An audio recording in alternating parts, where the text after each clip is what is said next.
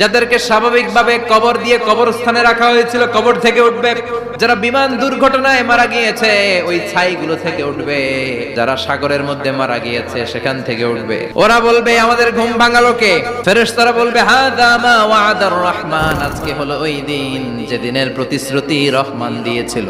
সূর্যটা মাথার কাছে চলে আসবে সেদিন। সূর্যের প্রচন্ড তাপে মাথার মগজগুলো ভাতের মাড়ের মতো গলে গলে নাকের ছিদ্র আর কানের ছিদ্র দিয়ে বেয়ে বেয়ে পড়বে। জিহ্বাটা তৃষ্ণায় বেরোতে বেরোতে নাভি পর্যন্ত এসে ঝুলে থাকবে কুকুরের মতো।